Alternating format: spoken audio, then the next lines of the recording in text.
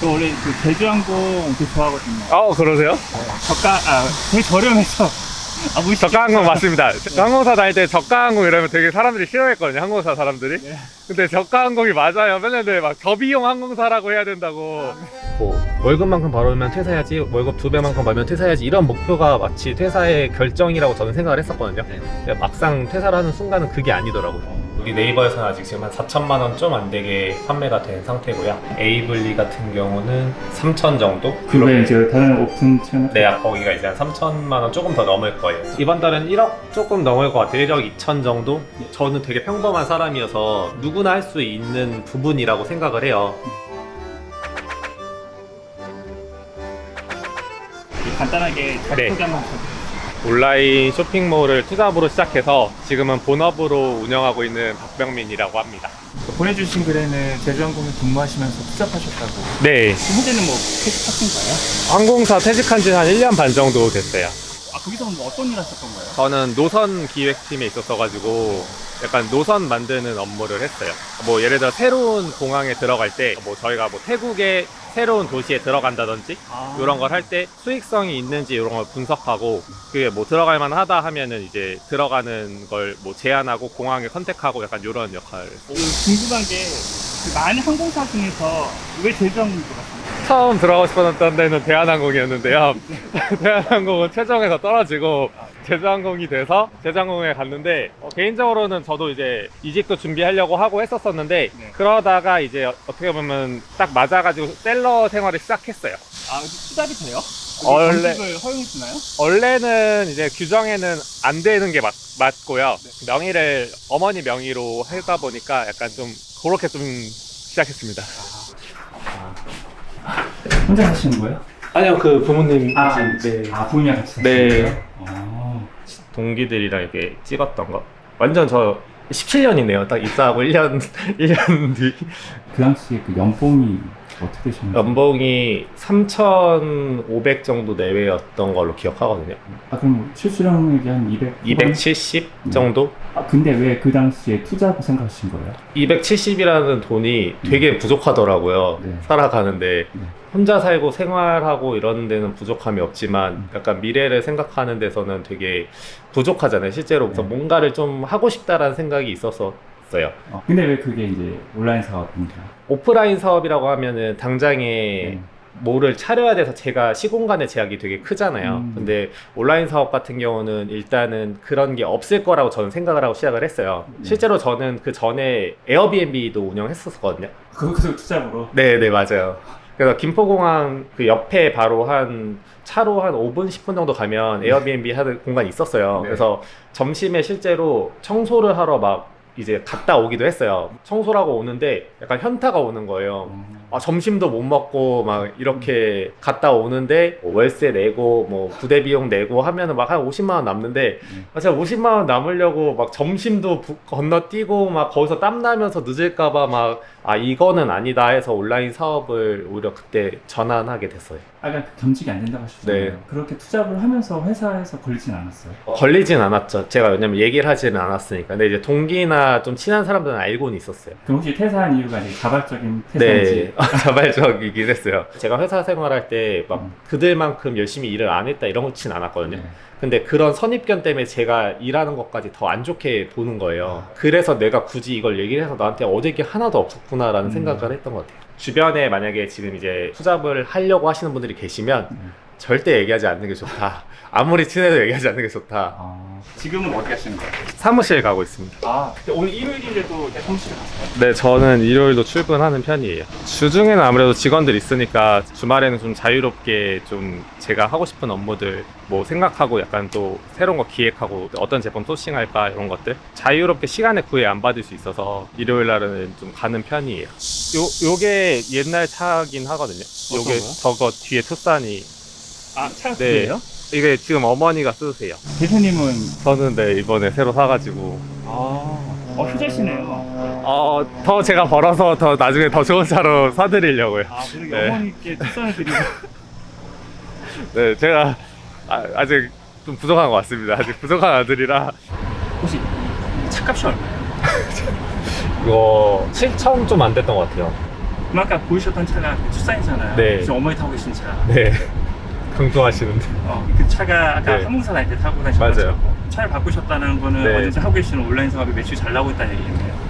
조금씩 성장은 하고 있어요, 계속. 지금 뭐 매출 좀 여쭤봐도 되나요? 월 매출이 지금 1억 한 1000에서 2000 정도 나와서 지금 순수익 순수익은 20%에서 많게 보면 한 25%까지는 잡아요. 그래서 한 2천만 원 정도 수준으로 일단 순이익은 계속 가져가고 있어요. 그 투잡으로 어떻게 온라인 셀링 하셨어요? 어떤 방식으로 하신 거예요? 중국에서 그냥 제품을 가져다 파는 걸 먼저 시작을 했어요. 이제 500만 원을 들여서 이제 당시에는 뭐 지식이 되게 부족하잖아요. 네. 아무래도 반려동물 용품이나 네. 아니면 뭐 차량 용품 이런 거 사면 좋겠다 해서 그냥 생각 없이 네. 그냥 뭐 시장 조사나 이런 거 없이 그냥 제 눈썰미의 기준으로 그냥 네. 가져왔던 거예요. 그게 잘 됐어요?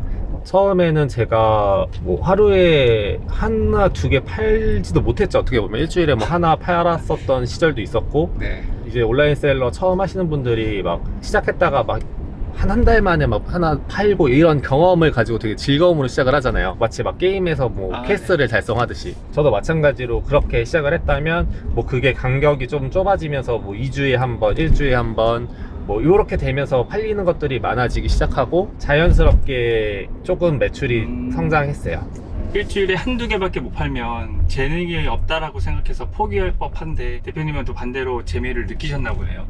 그랬던 것 같아요. 저는 당연히 이거는 어차피 제가 처음 하는 분야잖아요. 네. 그러면 저한테도 학습 시간이 필요하고 진짜 말 그대로 초반 뭐 반년 정도는 오히려 제가 더 돈을 벌어가는 게 아니라 돈을 더 썼거든요. 근데 되게 재밌는 거는 저처럼 생각하는 사람들이 지금 다 남아 있더라고요. 한두 개씩 판매가 되다가 잘 팔렸을 때는 매출이 얼마까지 나왔어요? 회사 다니면서 이제 최대 매출은 한 3천만 원까지는 나왔어요. 진짜? 못해도 그래도 5, 600만 원 정도는 가져가는 상황이었거든요. 월급 정도 벌면은 퇴사해야지라는 생각을 머릿속에 항상 갖고 있었거든요. 네. 근데 이게 되게 재밌는 거는 그 생각이 있는데도 네. 그 직장인 마인드가 워낙 제가 강했다 보니까 네. 이미 2배가 됐을 때도 계속 회사를 다니더라고요. 그럼 어느 시점에 그럼 퇴사를 결심하게 되신 거예요? 저는 그 금액에 대한 목표보다도 그냥 이 회사에서 안에 있는 시간들이 너무 아까웠던 그 순간이 왔거든요. 네. 월급만큼 벌으면 퇴사해야지, 월급 2배만큼 벌면 퇴사해야지, 이런 목표가 마치 퇴사의 결정이라고 저는 생각을 했었거든요. 네. 근데 막상 퇴사를 하는 순간은 그게 아니더라고요.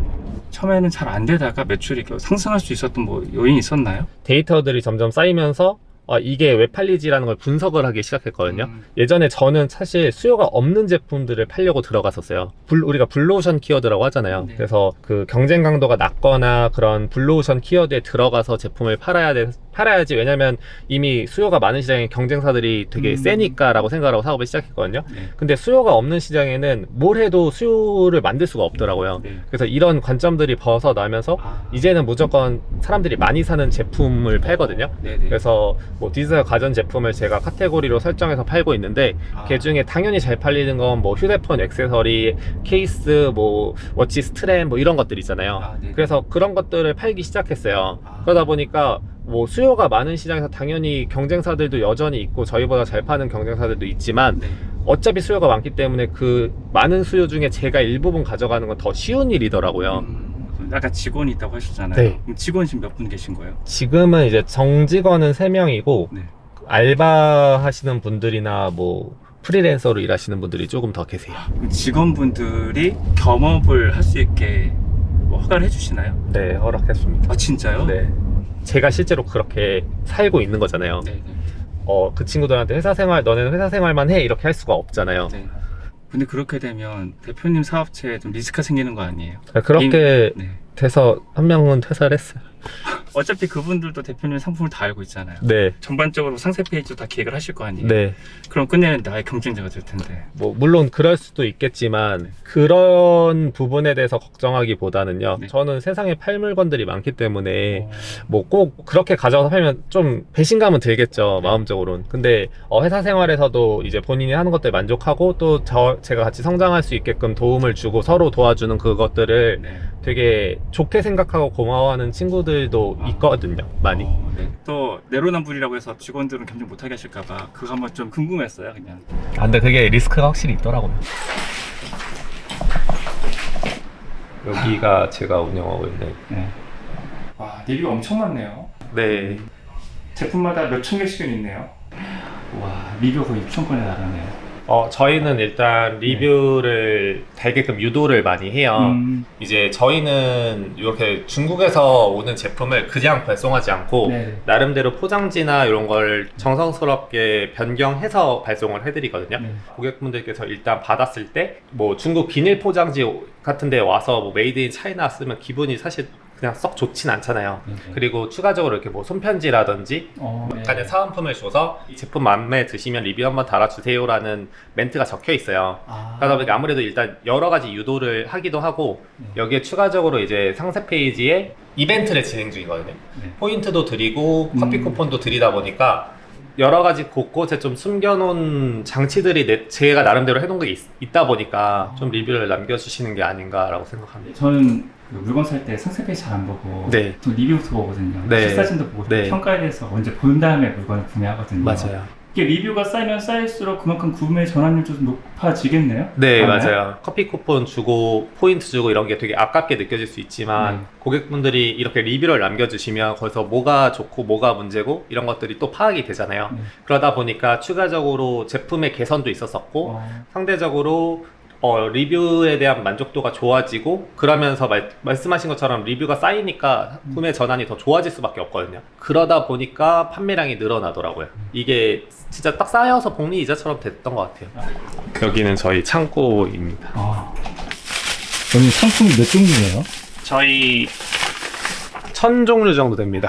이 전자제품 액세서리는 어디서 떼오는 거예요? 보통은 다 중국에서 떼와요. 아이폰 같은 경우도 중국에서 만들잖아요. 네. 지금 아이폰 15가 이제 아직 안 나왔는데 저희는 이미 케이스를 가지고 왔어요. 사실 이제 판매하면 미리 하려고 가져왔던 상태거든요. 근데 이제 저도 예전에 디지털 가전 제품을 판매하기 전에는 이런 거에 대해서 잘 모르니까 출시가 되면 그 다음에 이제 케이스를 구매한다든지 이러면 사실 이미 늦었거든요. 네네. 이미 준비해서 남들은 팔고 있는데 네. 제가 뒤늦게 가져와서 파는 거니까 이미 늦은 거잖아요. 네. 처음에 먼저 팔면은 당연히 이제 구매 건수나 리뷰가 올라가니까 상단에 있을 텐데 새로 이제 진입하시는 분들은 이런 걸 모를 거예요, 분명히. 그래서 아이폰 15가 출시돼야지 그 다음에 케이스를 가져와야지라고 생각을 하는데 실제로는 이미 제작이 돼 있다는 거죠. 요거 네. 요거 하얀색에 담겨주는 건 뭐예요? 이거는 최근에 나온 에어팟 맥스 케이스인데요. 제가 이런 에어팟 맥스 케이스를 예를 들어 아까 말씀드린 것처럼 이렇게 가면은 그냥 메이드 인 차이나의 뭐 중국 포장지 이런 느낌으로 가는데 저희는 요거를 여기다 포장해주고 이제 넣어서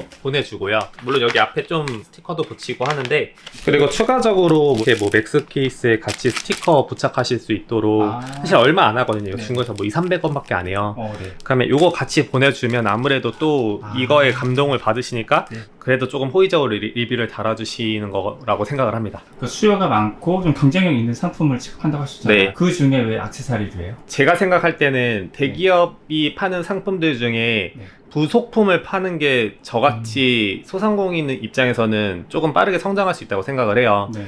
애플 같은 경우에는 아이폰 케이스가 주력이 아니잖아요. 아이폰이 주력이잖아요. 네. 그러다 보니까 케이스 종류가 다양하지 않고 애플워치, 갤럭시워치, 뭐 에어팟 다 마찬가지로 애플이나 삼성이나 디지털 가전을 파는 곳에서 이런 액세서리 상품이 주력이 아니다 보니까 여기서는 여기에 초점을 안 맞추죠. 그러니까 상대적으로 저희가 판매를 했을 때 경쟁력을 가져갈 수 있다라고 생각을 해요. 대기업의 콩고물 어떻게 보면 딱 그게 맞습니다. 네. 네, 그래서 뭐 지금 제가 디지털 가전류로 설명을 드렸지만 다이슨 청소기 뭐 거치대 아니면 뭐 다이슨 에어랩 드라이어기처럼 그런 뭐 파우치 이런 것들이 다 같은 부류라고 저는 생각을 하거든요. 네.